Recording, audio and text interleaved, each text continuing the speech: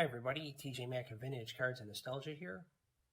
And the inspiration for today's video came from this card that was given to me by Scott from Reindeer Studios. It is one of his artistic works depicting a scene from the 1984 movie, The Natural, where you have the hero, Roy Hobbs, rounding the bases after hitting the game-winning home run into the stadium lights, causing a shower of sparks to fall on the field down below. Now this card resonates with me because there's such a gracefulness to this image where you have Hobbs head tilted away from the bright lights as he rounds the bases, and you see the back of his nameless jersey, the portrait of a humble star at the top of his game. I was 10 years old when The Natural came out in the late spring of 1984. Now while I have a hard time remembering what I did last week, I can recall the day I saw this movie as if it happened yesterday. Now, I spent the early afternoon hanging out by the football field at the junior high school, which was located about a block away from my house.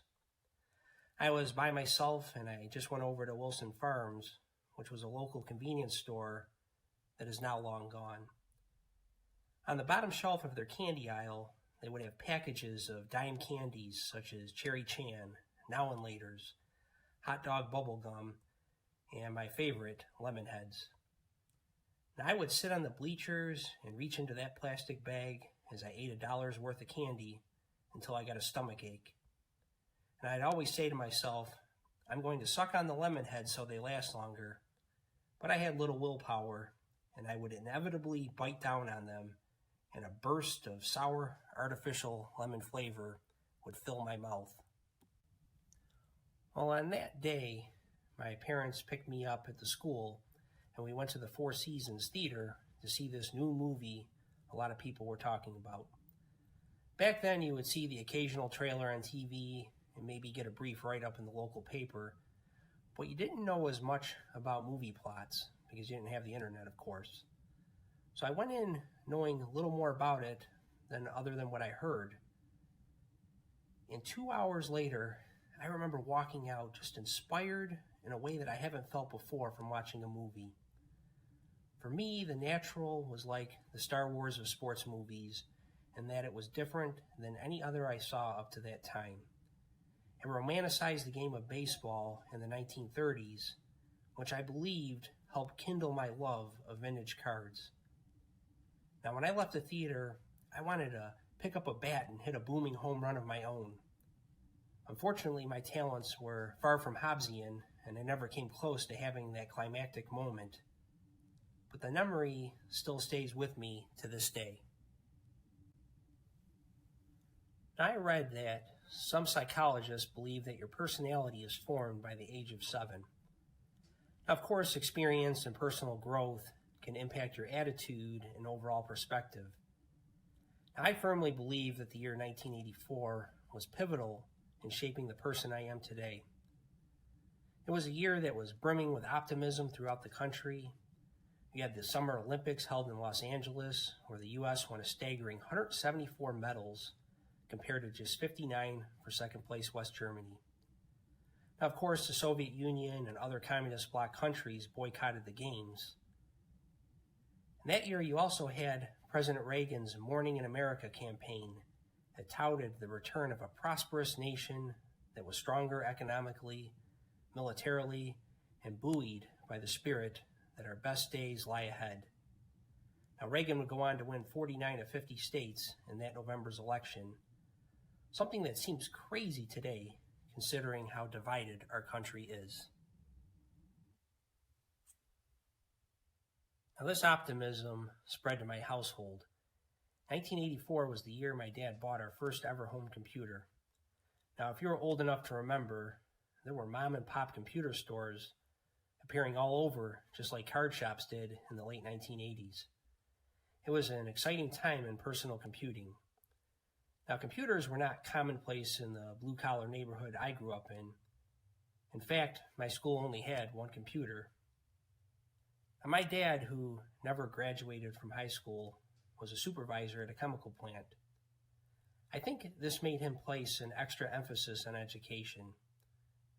Now, he was wise enough to know that personal computers were the way of the future, and somehow he came up with $2,000 to buy a Franklin 1200, which was a clone of the Apple II. Now, $2,000 in 1984 is the equivalent to nearly $6,000 today. Now, on a side note, Apple sued Franklin for copyright infringement and prevailed, forcing Franklin to stop producing clone computers in 1988. Now, when my brother and I opened that computer, we had little understanding of what it could do, and neither did my dad. Computers were a lot different than they are today. The operating systems were not as user-friendly. Now, it's said that you use 10% of your brain, which is a myth, but I can honestly say we use less than 10% of what that computer could do. For us, it was just a cooler video game system. The games you could buy were way better than anything on our Atari 2600. And there were games such as summer games that paid tribute to the Olympics that year, and it was made by a company called Epix.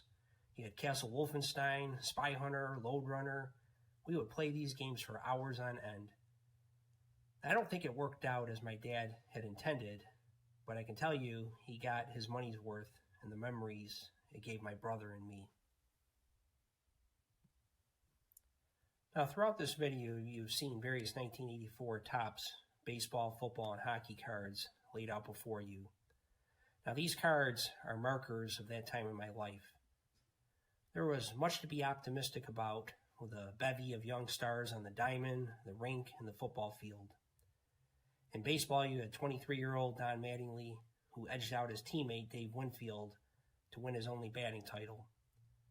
Over at Shea Stadium, you had a 19-year-old pitching prodigy who took baseball by storm as he struck out a Major League leading 276 batters, winning the National League Rookie of the Year in the process.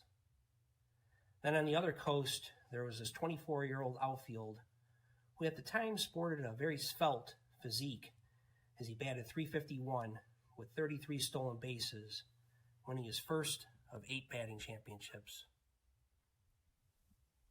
In hockey, the powerhouse Edmonton Oilers won their second straight Stanley Cup with a top line that featured the league's only two 70-plus goal scorers in Wayne Gretzky and Jari Kurri. It was the great one who centered the greatest offensive juggernaut the league has ever seen. He finished with 208 points, which was his second of an NHL record 4 200-point seasons. Then you have one of the greatest scoring defensemen in 23-year-old Paul Coffey, who led the NHL in defensemen with 121 points, winning his first of 3 Norris trophies as the league's best defenseman. On the gridiron, I would argue that football was entering its greatest era that, in my view, lasted until the late 90s. This was a time when the game was truly balanced between passing and running, as shown by having both the passing and rushing yards records broken in the same season. It was done by these two second-year players.